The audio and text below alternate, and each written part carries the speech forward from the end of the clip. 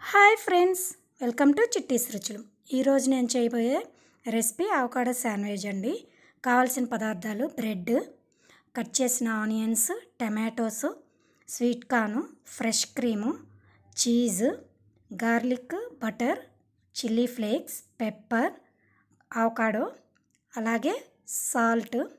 ఈ విధంగా తీసుకున్నాము. ఇప్పుడు మనం తయారీ విధానం చూద్దాము. ముందుగా మనం అవకాడోని తీసుకొని ఈ విధంగా వీడియోలో చూపిస్తున్న విధంగా కట్ చేసుకోవాలి.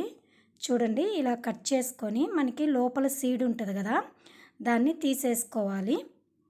ఈ విధంగా తీసేసిన తర్వాత బౌల్లో వేసుకొని దీన్ని మనము మెత్తగా స్మాష్ చేసుకోవాలి. చూడండి, వీడియోలో చేసిన విధంగా చేసుకుంటే ఇది మనని చాలా స్మూత్గా వస్తుంది. మొత్తం పేస్ట్ లాగా చేసుకోవాలండి. ఈ విధంగా స్పూన్తో కానీ లేకపోతే ఫోర్క్ స్పూన్తో కానీ వీడియోలో చూపించిన విధంగా చేసుకుంటే చూడండి మనకి ఇలా పేస్ట్ లాగా వస్తుంది. ఇప్పుడు మనం దీంట్లో ముందుగా కట్ చేసి పెట్టుకున్న ఆనియన్స్ 2 టేబుల్ స్పూన్స్ వేసుకోవాలి. అలాగే టమాటోస్ కూడా 2 టేబుల్ స్పూన్స్ వేసుకోవాలి. ఇవి స్వీట్ కార్న్ ఉడికించి పెట్టుకున్న కార్న్ వేసుకోవాలండి, 2 టేబుల్ స్పూన్స్. అలాగే ఫ్రెష్ క్రీమ్ కూడా 2 టేబుల్ స్పూన్స్ వేసుకున్నాను. ఈ విధంగా వేసుకున్నాక చిల్లీ ఫ్లేక్స్ వేసుకున్నాను 1 టీ స్పూను.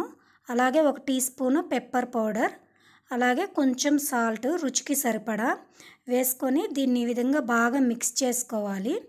మిక్స్ చేసుకొని సైడ్ని పెట్టుకున్నాక మనం బ్రెడ్ని తీసుకొని దానికి నేను బటర్ అప్లై చేస్తున్నానండి.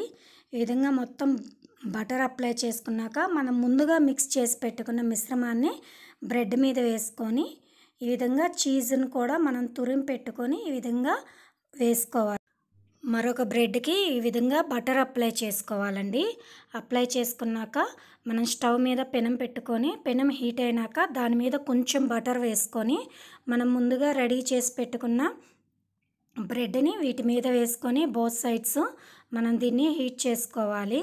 ఈ విధంగా ఫ్రై చేసుకోవాలి. చూడండి, మనము బ్రెడ్ అప్లై చేసుకుంటూ ఫ్రై చేసుకోవాలి. మనకి చాలా క్రిస్పీగా చాలా టేస్టీగా ఉంటుందండి. ఈ విధంగా 2 సైడ్స్ ఫ్రై అయినాక ప్లేట్లోకి తీసుకోవాలండి.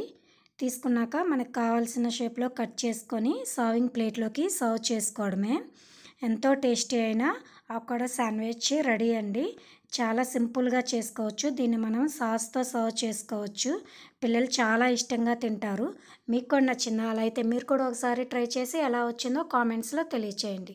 Thank you for watching.